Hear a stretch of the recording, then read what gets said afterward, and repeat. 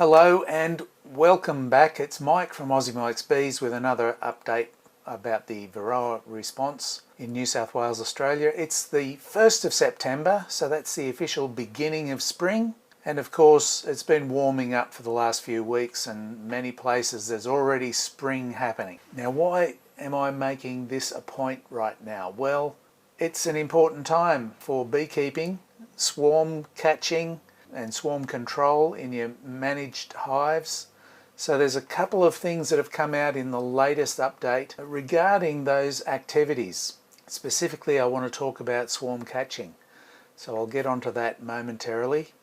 Now, last night I attended an industry presentation on what's been happening in the Varroa response. I mentioned last time that I volunteered to help out in the Varroa response, and I was open to anything. I could have landed up down at the almond fields to be testing every hive there for Varroa, but I didn't get that. I could have been up Narrabri Way testing, and I didn't get that.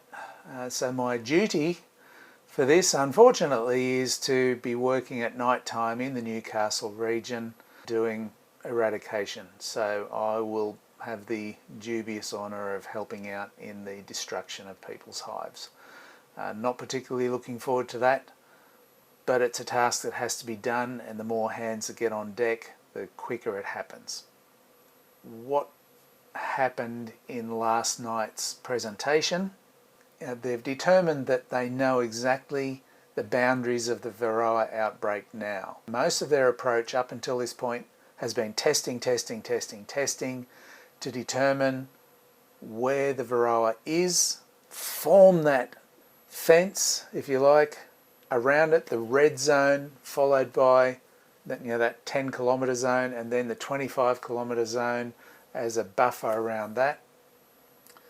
And now it's full-on eradication time.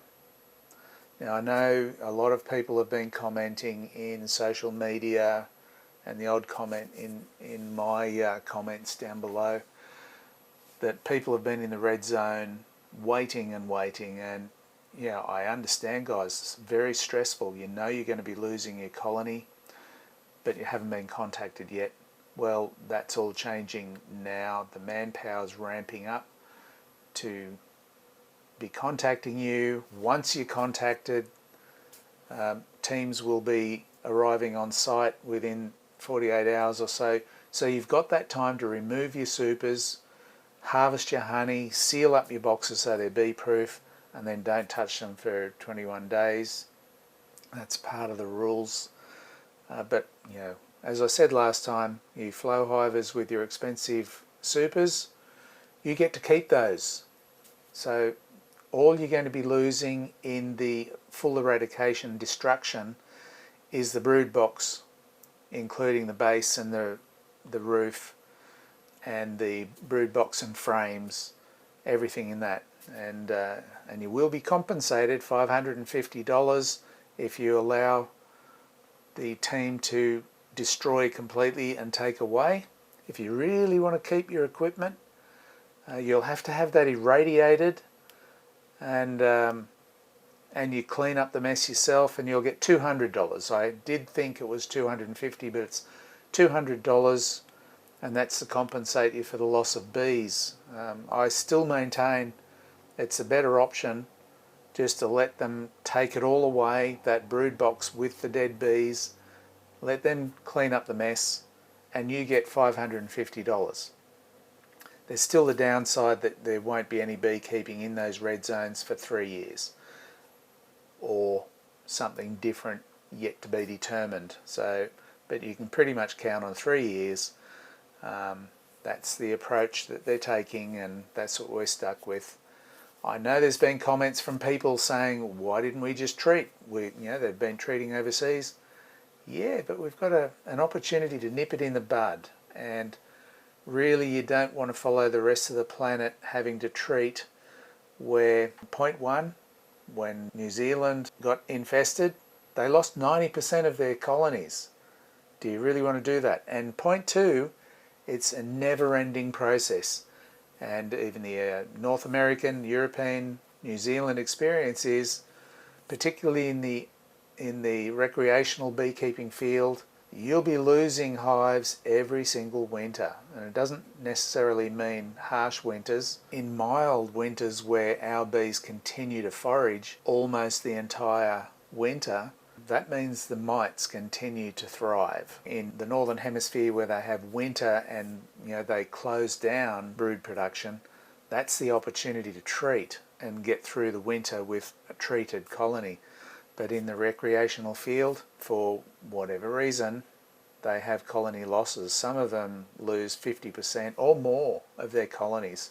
We've got this one opportunity to get out of that and go back to treatment-free, Varroa-free beekeeping. Let's do it.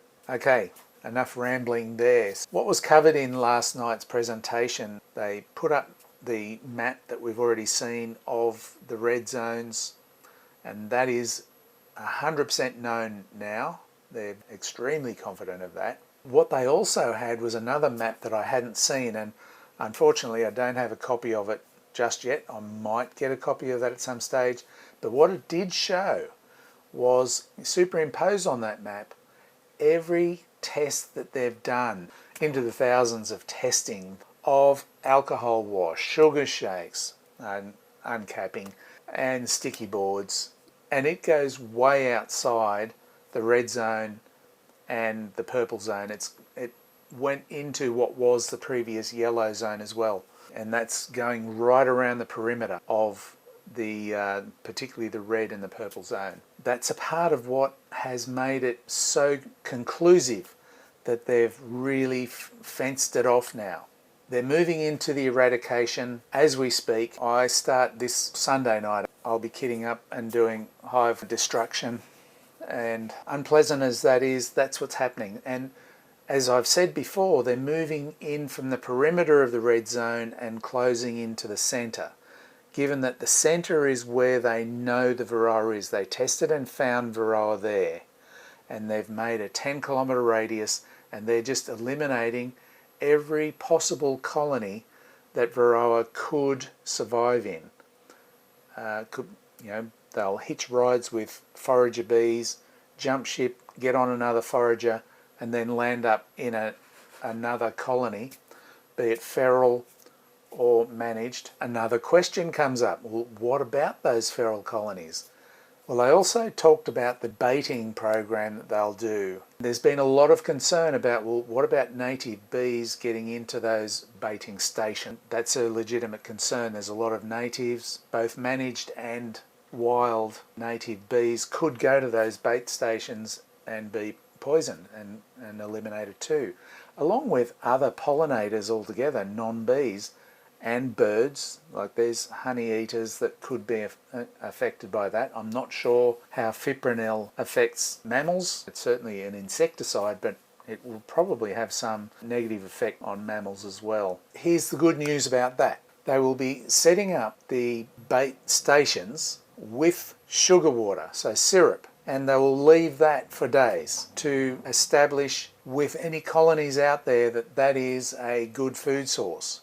And then they will come in and bait it with fipronil, but only for hours at a time. Essentially, they'll be monitored, and then the bait will be removed and go back to syrup. That will happen over and over and over again. So it's not a case of they're baiting it and leaving it, and come what may, any critters that land up taking that bait is their doom. They're not doing that. It's a very controlled baiting program where they're being monitored, and only for a set time is the bait put in, because fipronil is something that they take back to the colony, share with their sisters, and poison them all, and ultimately will kill them, especially when the queen gets fed, and she will die. And that's how they will get unmanaged colonies and feral colonies. They're putting these stations on a grid pattern of approximately 3-kilometre grids. And so there will be quite a few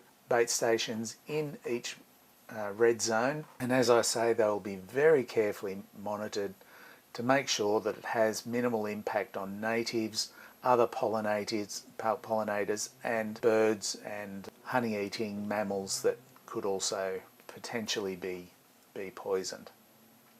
If you have native bees as a managed colony, Tetragonula carbonaria, if you have hives, they're not restricted by the order for movement, so you can move it.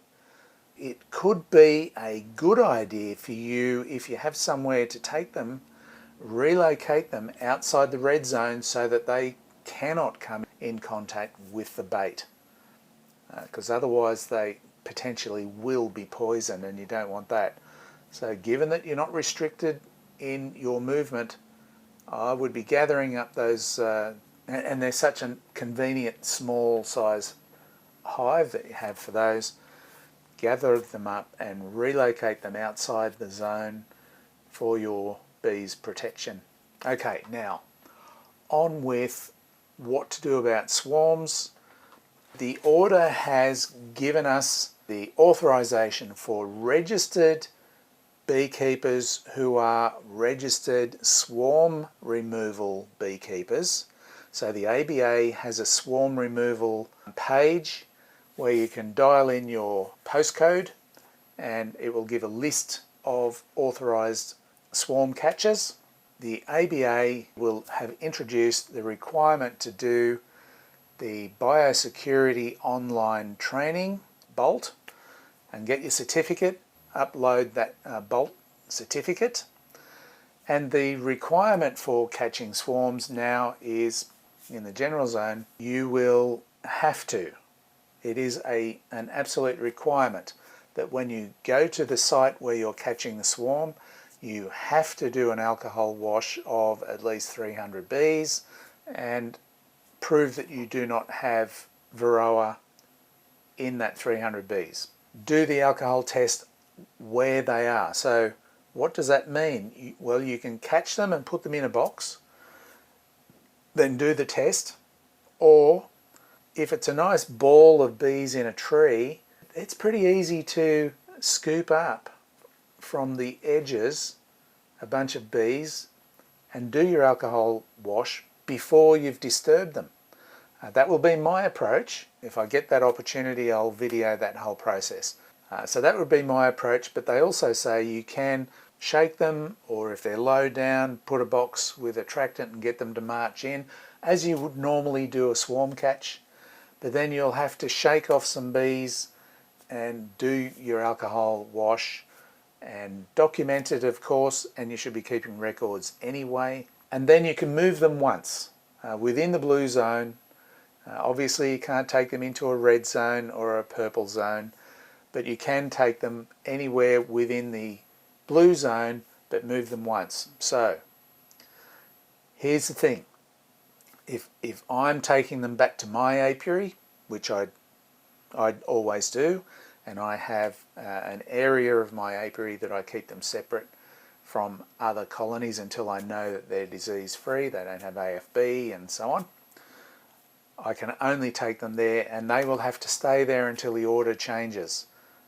It's only, at this stage, it's only commercial beekeepers that are authorised to move colonies from one place to another, and they've got to do a whole bunch of compliance, lodge a permit, do the alcohol wash, and then they've got to go the most direct route, all of that. We've talked about that before, but it's only commercial beekeepers that can relocate bees more than once. So with the swarm, there's a whole bunch of new beekeepers that want to buy bees, and because of the restriction in relocating bees, what do? Now, what comes to mind is if you've got a swarm and you know that there's a new beekeeper looking for a colony, that could be one way that they get a colony, is you catch the swarm as a licensed swarm catcher, a registered swarm catcher, and you do the alcohol test, you put them in a box, then you can take them to that new beekeeper's now to be apiary, and that's the one move. And then they've got a swarm to nurse into health. Now, swarms can be touch and go whether they make it or not, so I would be helping out that beekeeper, giving them lots of advice, given that they're brand new beekeepers. But this could also be for more experienced beekeepers that aren't a registered swarm catcher and they want to up their numbers and so on. So this is the potential for getting a colony housed. What's the other option for beekeepers that want to buy a nuke, for instance? Well, with that, commercial beekeepers only, you could buy, now I haven't had this confirmed as a legal issue, but just going through the order, to me it looks like if you buy a nuke from a commercial beekeeper and he's prepared to do the alcohol wash and submit the paperwork that he's going to be moving that colony from his location to your location, then you've got an option there. Now, this might potentially drive up the cost of nukes. Nukes were anything from 130, I think I saw them maybe up to $250, $280 typically over recent years. It may well drive the cost of those nukes up because of the extra work involved for that commercial beekeeper. Now, there's several bee supply shops supplied nukes each season. I don't know how it will go to them. If they're not commercial beekeepers, I'm thinking they won't be able to supply. If you know any different, let me know and I'll let people know. But at this stage, I'm thinking typically a shop is not a commercial beekeeper, they're retail. But if they are associated with a commercial beekeeper, they might be able to come up with an arrangement where it can be taken directly from their commercial beekeeper supply to your premises, and they might be the middleman. What about swarms and feral colonies in the red zone? You're not allowed to touch them. You notified the DPI where they are if you see them, but they will be destroyed. There's no saving any bees in the red zone. The next topic is swarm control. You can take measures to control swarming by adding a box or splitting. Now, when you do your splitting, it's within your premises. You can't split and move it somewhere else. So it has to be within the same premises. And that also moves on to queen rearing. Now, you can't move queens and their escorts anywhere around. Commercial guys can with a whole bunch of paperwork, but recreational beekeepers don't have that luxury. As a recreational beekeeper, you can raise your own queens for use on the same site, whereas commercial guys can move queens anywhere within their operation, so that if they have apiaries spread around the place, they can take queens from one apiary to another. For us recreational, you can't even buy queens to bring in because they can't be moved. Our only option is to raise your own queens to boost your own numbers. Okay, that's it for this update. I will bring you more news as I'm allowed to. There is some restrictions on volunteers on what they can share with people. I will only talk about information that I am publicly allowed to share, and hopefully the restrictions aren't too bad on that. I'll let you know how I go. If you have any questions, please leave them in the comments below and I'll get back to you. And if you have any advice for people, share that in the comments too. Hit like if you like what I'm doing here, and subscribe if that's helpful to you as well. I really appreciate that. It helps me get this information out.